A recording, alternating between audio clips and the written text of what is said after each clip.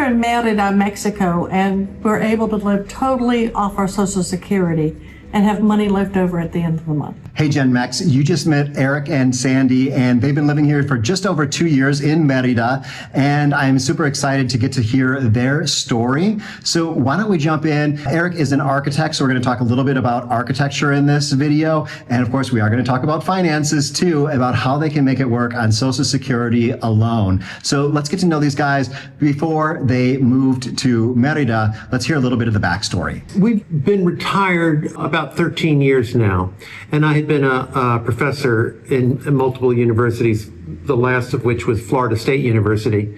And we retired from Florida to Chicago. And so everyone wanted to know, don't you know it's hot there? And go, yes, it's cold in Chicago. But we had, I would say, the advantage of having seen some of the world very early on. We both attended University of Freiburg in Germany for our junior year. And aside from that experience, it showed us that there was a whole world out there that most people just never get a chance to experience. So we've traveled a lot. We've been to almost every country in Europe, South America, but other than our year in Germany, we've never lived anywhere else. And there's a difference between visiting a place and living in a place. So I would say the story of why we're here just seems so, odd, is that we were watching, several years before the pandemic, International House Hunters on HGTV. And there were 2 episodes we saw on... At least 2, maybe more. Yeah, on Mérida. And I said, when you saw that, I said, that's exactly the kind of house I'd want to live in. And we both, I know, of course, the prices back then were also astounding in a good way. So that put us in the back of our head. And then we spent a good deal of time going to resorts, all-inclusive resorts in Mexico. And when we would meet a Mexican, we'd say, what do you think about Mérida in the Yucatan? And if they had been there, they'd say, oh, it's really nice. It's the safest city in Mexico and the second safest city in all of North America. And if they hadn't been, they said, I haven't been, but everything I hear is good. And so we're like, things are starting to sound better. So we did some research. There's a lot you can do online. We bought 2 books, like Moving to Mérida, Mexico, and Being an Expat. How to be an expat. And then, of course, the pandemic happened, so we had a lot of time on our hands to do this kind of research. And we probably would have moved sooner, but for the pandemic. Yeah, I would say of all, we don't have very many regrets in our life. We've led a blessed life. But it would have been nice to have decided this a little earlier, in that I'm an architect and interior designer, or was. And it would have been nice to have taken this house, say if it was in ruins, and really bring it back to life.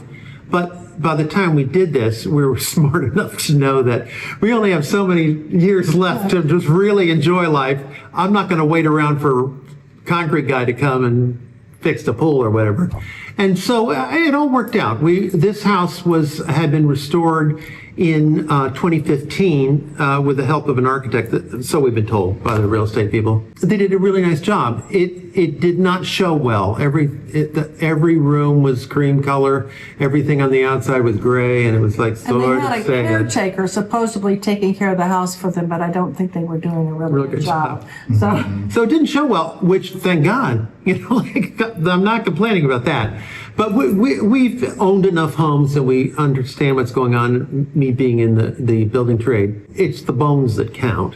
Mm-hmm. And, things like, I don't like the light fixture. Well, that's just a matter of getting another light fixture. It's just that simple. Repainting. And speaking of paint, I would say, I can't let that go by. What you can do with color here in Mexico is so different than what you can do in the United States. Plus the fact the last 2 places we lived in Chicago were beautiful apartments, beautiful, beautiful views. But when you own an apartment, or when you live in an apartment, you can't paint the walls or do anything. That's not part of the deal.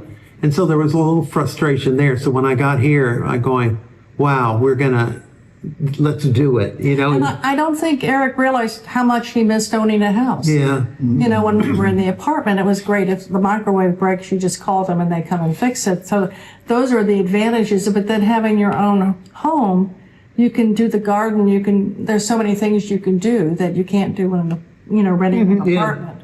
And then we also just wanted one more adventure in life. We figured we're getting older and, we just need to do something that's totally different. And this is totally different. This is totally different. Can I ask you guys how old you are? I'm 77 and Eric is 78. He married a much younger woman. 4 months. I'm full 4 months older than her, but. Yeah, that's great. I wanted to get that in there because a lot of folks that I see in the comments are like, "Oh, am I too old to do this? Did I miss my opportunity?" So I think you're only as old as you think. Exactly. And I like this idea of having one last big adventure. So let's talk a little bit about the big adventure. We're going to show you the house and show you the colors. You can see a lot of the colors behind me here. And we'll get to the house tour in a little bit. And we're also going to talk about the numbers and things like that. So Sandy's got the budget all down, exactly. All those numbers. So you're going to get all that. But let's talk a little bit about why Mérida and, what it is that's so special about this place, and a little bit about why this house is so special. I'll talk about why Mérida is special. It's one thing that's really special, and it is so safe. It's the second safest city in North America. And coming from Chicago, we know what not safe is. And the people here are just wonderful. We're the only people living in our neighborhood that are not Mexican, but they're warm and friendly. The woman across the street is so excited to see us. It's just a wonderful place to live as far as people, and the culture. The Maya culture is so interesting, and it's just, I can't imagine living anywhere else now. It's just that nice and so, warm. I would say the warmth of the people. We've often said that if you've talked to somebody for, say, 10 minutes on the street or something like that, when you get done, you would hug goodbye. You wouldn't just say shake hands or anything like that. There'd be a big old hug. And Sandy and I are huggers, and we raised 2 boys that are huggers, and so we appreciate that, but everybody doesn't. So the important thing is that we do. And when Sandy mentioned the culture here, in the United States, where we're from, like Chicago's a world-famous city for architecture. We love Chicago. One thing that needs to be clear is we weren't moving away from Chicago we love Chicago as much as we're moving here for this experience. But Chicago just goes back just a couple hundred years, where if a church is just a couple hundred years here, they call it the new church. Right, yeah. So it's the depth of culture, startling in some degree, in that we people in Mérida just celebrated in January the 483rd birthday of it being named Mérida. Mérida comes from Francesco Montejo, who was the conquistador that came here. He was from Mérida, Spain, and so that's why we're called Mérida. So for almost 500 years now, we've been Mérida, but that's that's Spanish colonial.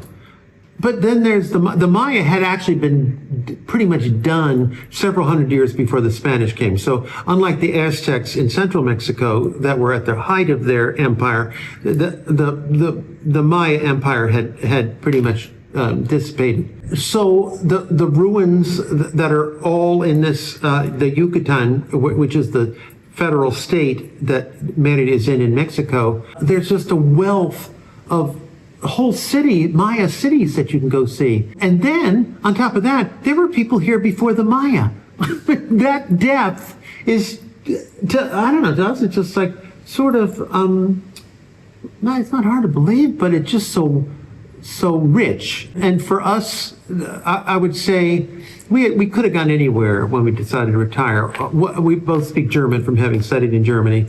And we thought of going to Berlin or Frankfurt, because we know the language, but just too far. We had children and grandchildren. That wasn't a real option. And so we didn't speak any Spanish. And our German doesn't do us a whole lot of good here. So we're doing the best we can. We're not spring chickens, but we're smart enough to, right now, I would say we can read a lot, read any sign, get ourselves out of trouble if that was an issue, which it really hadn't been. And so we take things like a day at a time. Mm-hmm. It's like being on vacation all day. Yeah, it is that. And another thing I think that's it should be mentioned what makes the whole thing here so special. In some ways, us living here is like living in the past in the United States, in that we hang our laundry outside. We have a clothesline. We hang our clothes. If it's the rainy season, you'll see a little later, we have a huge bedroom, and we have a clothesline that strings up. We hang the sheets in the bedroom during the rainy season. I can remember my mother doing that when I was a kid. So we feel like we've gone back to the 50s. Sort of in that, like, the best possible way. We don't have a dishwasher, and most people, even if you have one, there's a lot of minerals in the water here because this is over a huge limestone base, and it's just a matter of when what dishwasher is going to conk out on you. So we have a that's true. We do have a dishwasher. He takes care of the pool, I take care of the dishes. Yes, I love this idea of going back to the 50s in the U.S., where there wasn't the political divide that exists now. Things were more simple. Perhaps there was more garbage in the streets. That's just something I've noticed a little bit in Mérida. Not too bad. Definitely in La Paz. There's just a lot of things that existed. People in La Paz, nobody's wearing seatbelts. So some of the good things, some of the bad things about how things were back in the 50s and 60s in the United States is kind of what Mexico, and it's part of the charm of Mexico too. So, these guys mentioned speaking German, and I've noticed here in Mérida that there are a lot more international foreigners that live here. It's not just Canadians and Americans like it is in La Paz. La Paz has a much smaller population, well, overall, but I think also a smaller population of foreigners percentage-wise. And I noticed that there were a lot of people speaking German on the street, and French and other languages. So I want to hear a little bit about who these guys, feel is living here, and who their friends are, things like that. I wouldn't have said that. That's my experience, seeing a lot of people other than Canadians and Americans. We have good friends. We have wonderful Canadian friends. The problem with Canadian friends is you only get them for 6 months at a time, and they go back. So our friends tend to have, from Canada, have a house in Canada and then a house here in Mérida. Most of our American expat friends pretty much live here all year round. Yeah, and there are times when we're down in Centro, especially by the Plaza Grande, that I will see tourists that I think are German, and I might hear them speaking German. So I think we're getting more and more international besides America. There's been a tremendous amount of publicity, international publicity about Mérida. A lot of times focusing on the fact that it's the second safest city in North America. And in terms of the world, it probably ranks up there too, just in terms of the world. And then it's a phrase I use, and it sums it up pretty quickly. Mérida is just about perfect, the perfect place to live, except for the heat. And you can't just say they done. So starting in May to September, or maybe even middle October, it is so warm, and it's a rainy season, so it's humid. So we couldn't do it if we didn't have a pool. Yeah, we have a pool. And we are fortunate to have air conditioners in the bedroom, so we can be cool at night. But it can be really, really hot. But the good side of that, or it's not good. The thing that makes it doable is it's hot for the Mexicans too. So it's not like we're just weenies or something like that. It can't stand the heat. Yeah. And we're also at somewhat of an advantage in that we grew up in Florida. And so the idea of humidity and heat and bugs, raining every afternoon, a thunderstorm at 4 o'clock, that was just a fact of life growing up. And the fact that it happens here, it just seems pretty natural. But I've told a lot of people when they say, oh, it's so hot, I said, if it wasn't for the heat, everybody'd be moving here. And I'm just selfish enough not to want to have everybody move here. So there's room for a lot of people, but not the world, for sure. Yeah. So if you haven't already subscribed to this channel, I would love it if you did that. It really helps me out. Just go ahead and push the subscribe button and the little bell icon to get notifications of future videos. Now let's get back to the video. Yeah, it is February when we're shooting this, and it's definitely, you can see me glistening a little bit here. It is warm here. I think I keep hearing that it's supposed to get up into the 90s, but I don't think it's getting there. There's definitely a breeze. Every day has had a nice breeze. So it's warm. I'm definitely getting a little bit of sweat going on me, and that's something that I don't see in La Paz. Definitely not at this time of year. Even in the summers in La Paz, it'll get into the 90s, but it's pretty dry. And everything it just depends on where you come from. So if you came to Florida, to La Paz, you'd be like, oh my God, this place is bone dry. There's a lot of people from California that come to La Paz that say it's too humid. Yeah. So it all depends on where you're from and what you're used to. But I am not typically there in the summer, except for a few weeks here and there. And it does get hot, but we only have air conditioning in one room. I usually just spend a few hours during the day in that one room, and then it cools off at night and everything is great again. But now I want to dig into this house, and I want to hear, especially from the architect's perspective, we're going to get into the details of this house that's around 100, 120 years old. Okay, on the outside, it's a pretty standard facade that you see versions of all over town. The bulk of the town is called Centro, which is like downtown. I think the Plaza Grande is what we would call the center of town. So we're to the east of that, but still within Centro. And then the northern part of the city is where the malls tend to be. We have 5-6 malls here. So it's 1.2 or 3 million people. So despite the fact that we live in a little village, our little enclave here, it's a regular city, and it has amazing medical facilities. And so we wanted what's called a colonial house. And so the house was built just by guessing and looking at the neighbors and stuff like that, probably in around 1900 and 1920. That was the heyday of when a henequen, which is a fibrous kind of cactus-like plant, was raised. Just people that had cattle ranches got rid of the cows and built just plantations to grow this fiber. And it made rope. And that was a time when you think of a standard ship, all the rope that would be needed on a ship to make that work. That rope for the world, that came from Mérida. So around 1900, Mérida was one of the richest cities in the world. That you're talking about London and Paris and Philadelphia and New York. And in 1920, they invented synthetic fiber. Oh, that was the end of that. And so it sort of things sort of froze. There's architecture from the Art Deco from the 30s and the 40s. You can see there was smaller places were built in the 50s, and you can sort of see that carports all of a sudden become a thing. And so you can date things that way. My house, Sandy's in my house, I think 1900, 1920 is probably a good place where it's there. Part of it is because we have pasta tile floors, which we can talk about a little later. The facade I said was pretty standard. There's not a lot of decoration or decor. Everyone here has metal grates on the doors and windows. That goes from the poorest place to the biggest mansion in town.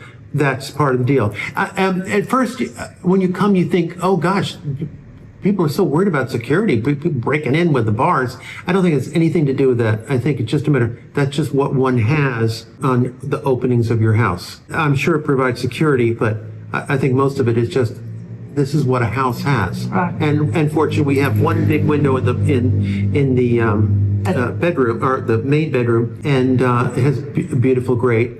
And you could tell that it's been sort of beaten up here and there. It doesn't look quite as fresh as other parts of the house. And then the doors were spectacular. And all the wood that's used here, if it's going to last, has to be cedar. And cedar isn't necessarily grown here. And because of the termites, like you can lay a piece of wood on the ground, just like in Florida, you know, 2 weeks you got a termite or two in there.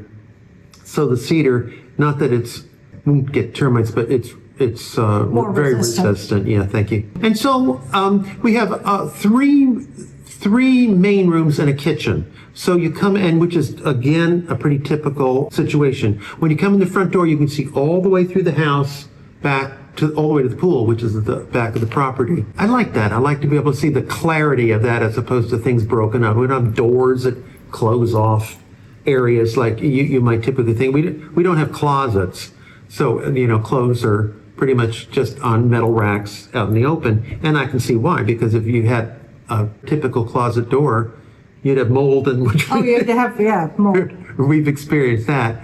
All the rooms are about the same size. The irony, I thought it was a sign why we should buy this house. The square footage is 1776. square feet. And I thought that's the perfect situation for an American to buy, a house. So I thought it was a sign. But I normally just say it's 1,800 square feet, which for two people is More than enough. More than enough. So then we have a full dining room.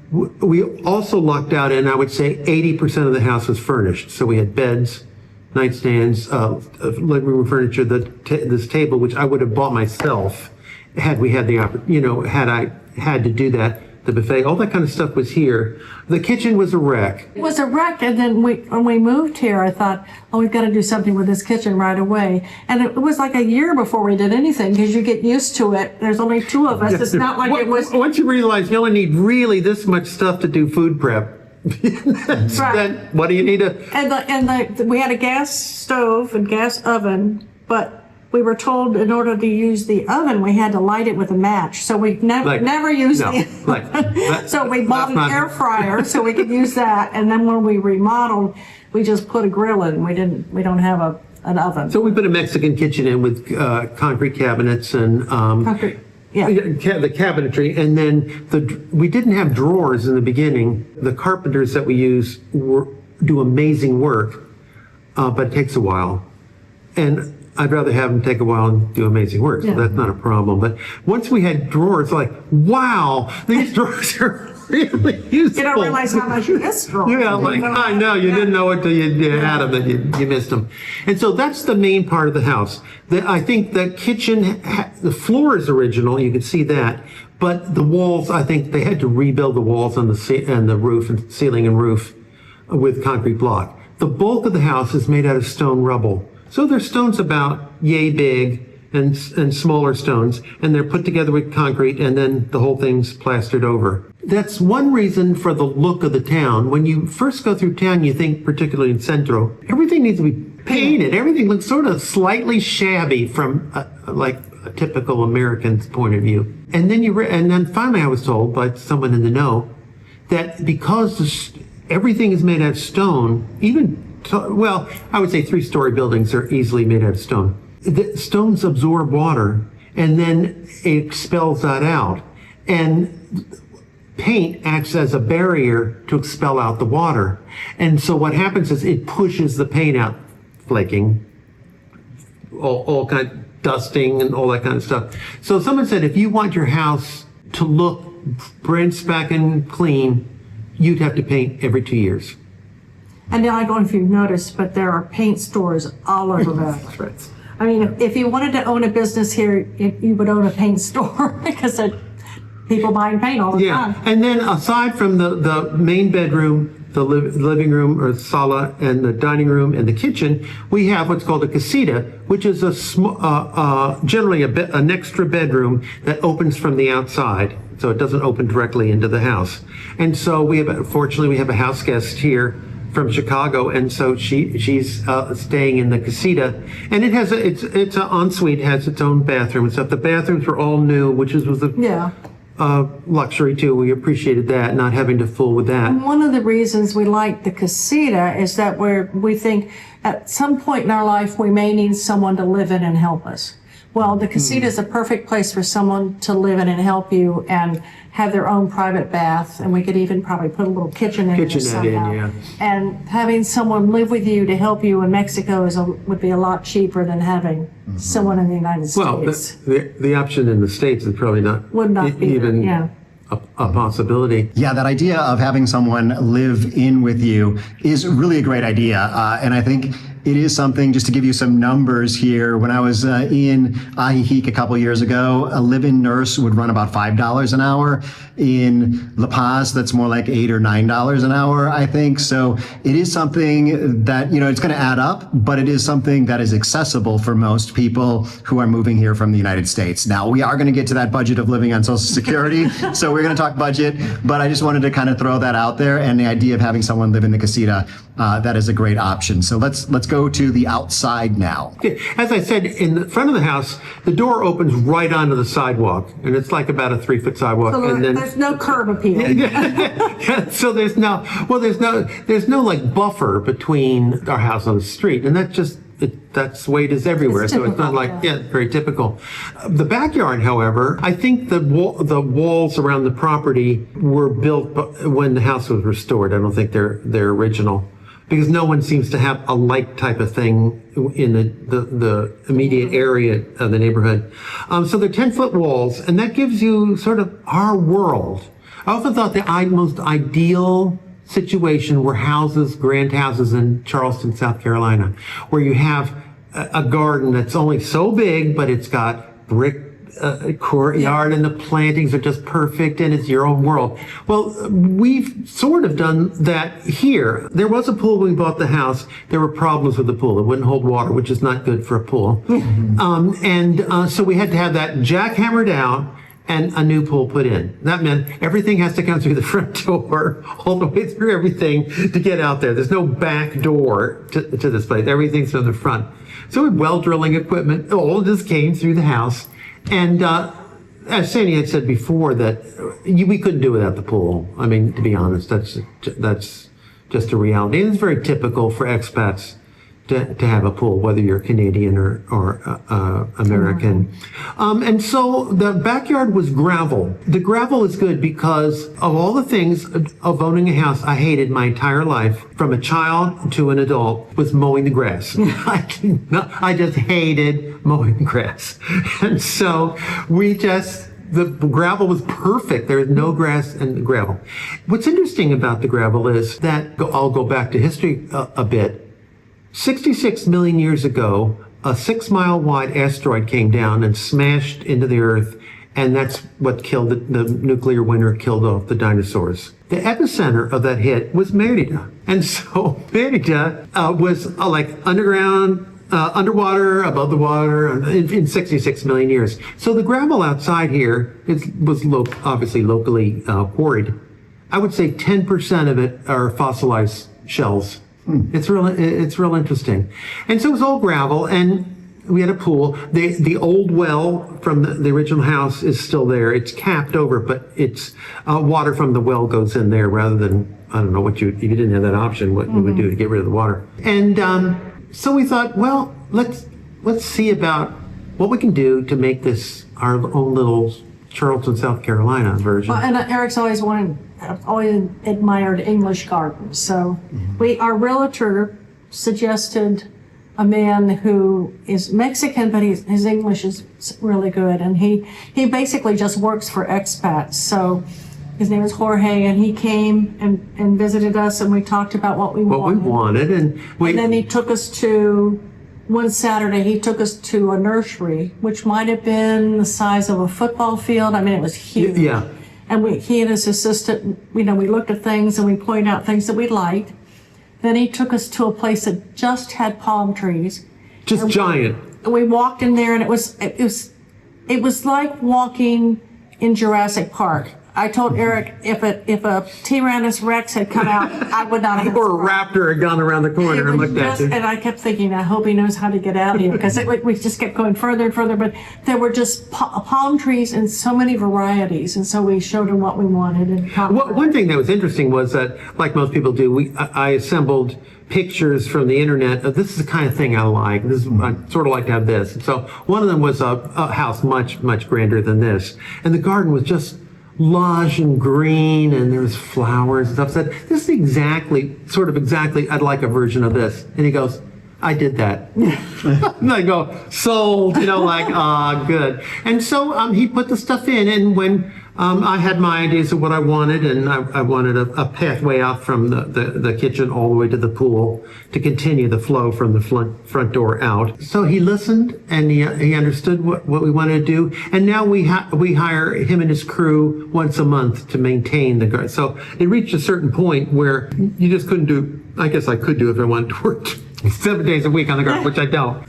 I go out every day and think, this is just perfect. Sandy does too. She goes like, I just can't believe we live here. The mornings are so beautiful, and you look out, and like the way we've got this wall with these white chairs, and so I tell Eric it looks like something from Condé Nast. It's just beautiful, and the mornings here are gorgeous. Yeah, the mornings are beautiful. Just outstanding.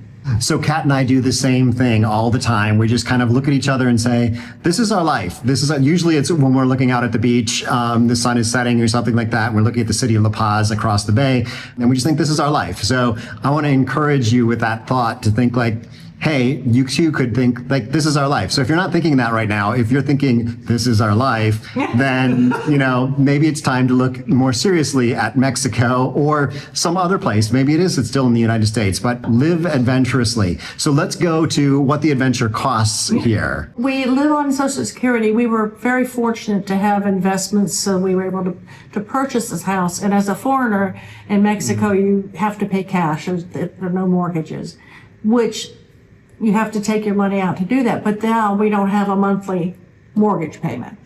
Our rent payment. Our rent payment. Our expenses are under $2,000 a month, and that's electric, water, gas. Our health, we have a health concierge service, and garbage. Garbage is $8 a year. That's our favorite statistic to pay For a 3-day pickup. 3-day pickup. And then internet's $25 a year. So I mean, the prices, we didn't move here because of the cost of living, but it's a great benefit. Yeah. So the bare essentials that we need are under $2,000. So we end up every month having money left over.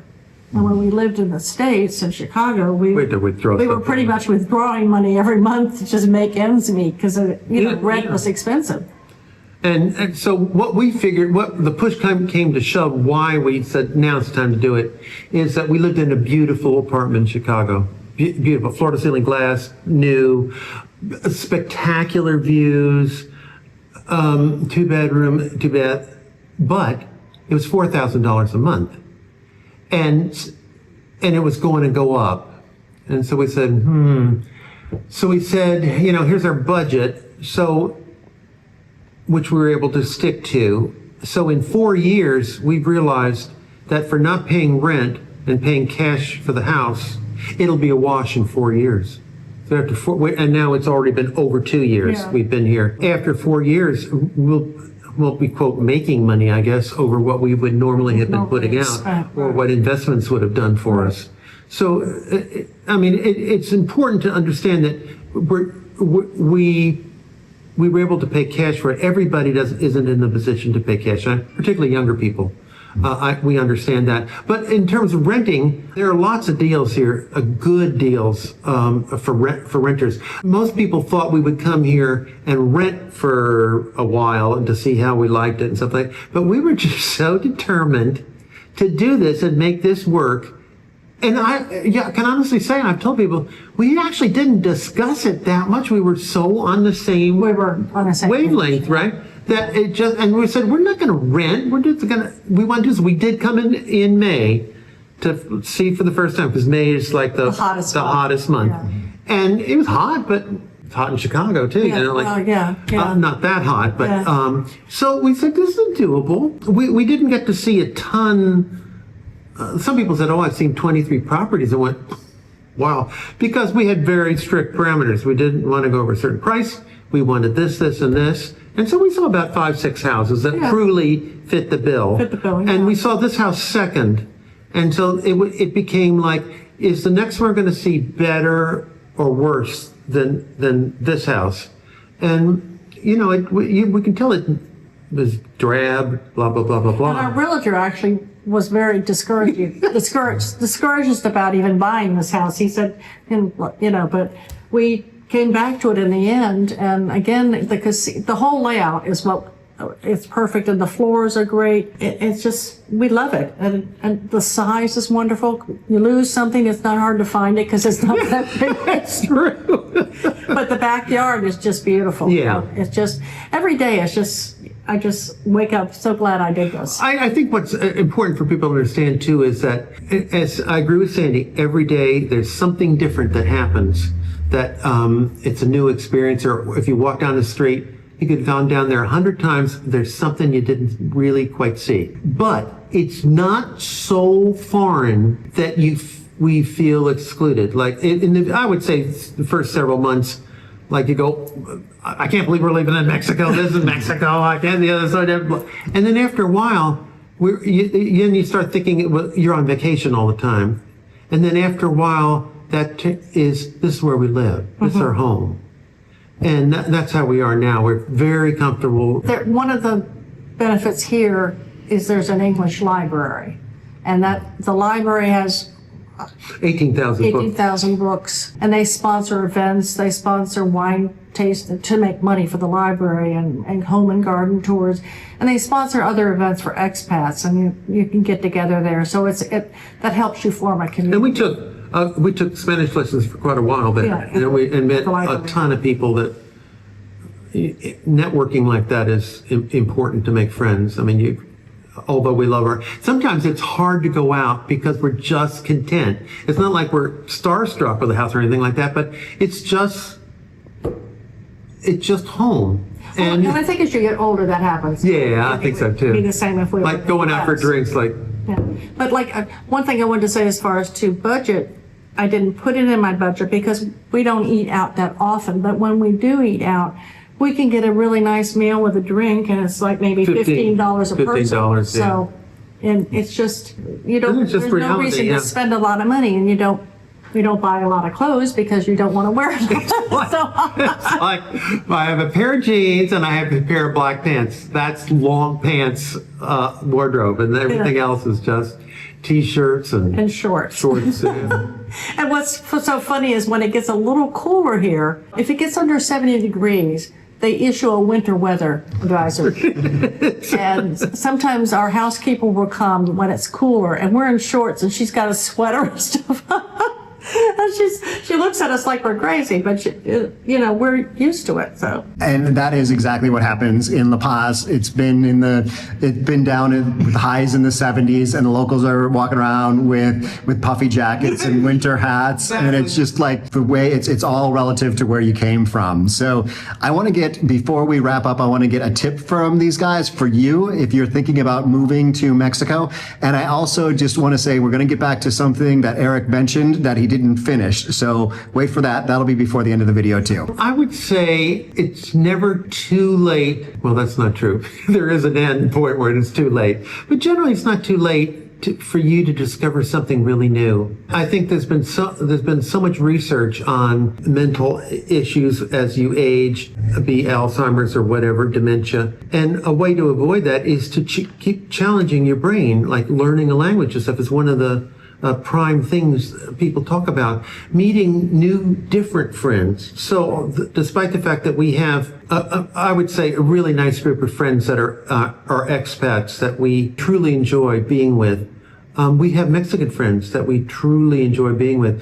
There was a man that started as our driver, and somehow we just became best friends. Like every Saturday, we go downtown and meet at this restaurant that's been there since the 50s, probably easy.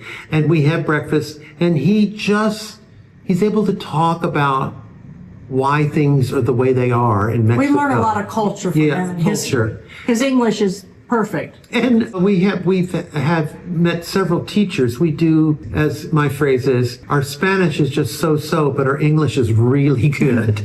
So we've been helping Mexicans with English and volunteering for that. And we spent a life with volunteering being an important part of how we did things. And I would say, a tip I would say is if you're thinking about it or planning to move to Mexico, you need to look into getting a permanent or temporary residency. And you start that process in the United States at a consulate. We were fortunate that Chicago has a consulate. So some people have to travel distances to find consulates that can do it. But you have to apply in person, and you have to prove that you have financial resources to live here. I suppose they don't want people coming here that will become financially burdens on the society, burdens on the country. So that is, if you're planning to do it, you have to do that. You have to start that process in the United States. So it's not hard, and then when we got here, we used what's called Mérida Expat Services, I think was called. Yes. Yucatan Expat Services. And they filled out all the paperwork for us and took us to the immigration. They couldn't go in with us, but they helped us get through that process. So those kinds of resources so you're not doing it all on your own. There are what kind of Facebook groups and stuff like that. Yeah, Sandy couldn't find tomato paste somewhere. There's a Mérida food hunt. Yeah. And there's also, I would say, as far as medical goes, we were really fortunate to have someone that recommended, we have a concierge service called Health Itinerary. And it's a little bit over $500 a year for both of us. But for that service, they have a GP that we can see anytime and not pay anything for. And then if we need to see a specialist, we just email them, they make the appointment, and usually it's with physicians who speak English. They'll pick us up, they take us to the appointment, because sometimes the staff doesn't speak English, and they stay with you and they translate if they need to, and then they bring you home. Well, that's been a godsend, because you at this age, particularly, you need to start thinking about your health, and we don't have to worry about our health because the healthcare here is phenomenal. And it's a medical tourism spot, so people come from all over the world to get their faces done. You come in with one face and you leave with another. And he had cataract surgery, and the doctor has people coming from all over the world get cataract surgery. So and they're good doctors. Yeah. So I think it's summing up. I think that you have to do this purposefully. I don't think a move like this is something that you do casually. You have to make a commitment. But you're not doing it by yourself. There's all kinds of resources to help you here. I've heard there's 12 to 15,000 expats here in Mérida out of 1.3 million people. So it's a lot, but not when you consider that the greater population. The most people that are moving here now come from Mexico City, as my understanding, because with people being like digital nomads, why would I work in an unsafe environment when I could come here in Mérida? And of course, a lot of these people they don't want to live here in their grandmother's house. They want to live what we left in Chicago, floor to ceiling glass, pool on the roof, exercise room on 7th floor, that kind of thing. And so there's something for everyone. And if that's their dream, that can happen. We wanted a simpler life, which I think is easier to accomplish, particularly for just doing it on Social Security. And it's doable. It's doable. We haven't had to stretch anywhere along the line. We've been able to send or compromise. And we've been able to send money to our sons to come visit us, which we wouldn't have been able to do before. Mm-hmm. So these guys mentioned Yucatan Expat Services is now Yes to Mex, and I've got a video with them. If it's ready, it's up at the corner. And also you can get 15% off if you tell them that you came from almost retired in Mexico. So be sure to mention that too. Oh, okay. So now, before we get things wrapped up, I want to give Eric that chance to talk about the one thing that he mentioned, and this is something about the floor tiles here in Mérida, that they are special, and I want to know a little bit more about them. When people think of Mexico, and we would have been the same way, we would think of like barrel roof tiles and particularly ceramic tiles that are colored, beautiful tiles, pots, pottery, and that kind of stuff. And we don't have any of that here in the Yucatan. There's no clay, and you need. I think organic matter has to be involved for clay to form, and we were blown away 66 million years ago. So the idea of tile floors, which was standard in other parts of Mexico, just isn't an option here. And so when the Spanish came over, that was in the 1540s, when they started trade back and forth, they had to come over with ships that were not laden with anything so that they could fill them up and take them back to Spain. So what you need to do is you need to have ballast of one kind or another. One was bricks. And so they would bring bricks in, which don't cost very much. And to this day, we have old streets in town that are paved with brick from the ballast from those Spanish ships. Another ballast were called pasta tiles. Pasta just like P-A-S-T-A. Pasta tiles. And they're concrete. They're not ceramic. They're not ceramic. They're not fired. They're dried. And so a tile is about, I would say about 1.25 inches thick. Of that 1.25 inch, base layers, and then there's about 1/4 of an inch of coloring. And so what they do is they have metal outlines, and then someone, I can't imagine how hard this would be, fills that opening with colored concrete mix. That dries, that thing comes out, and you wind up with a tile that will not chip, crack, break.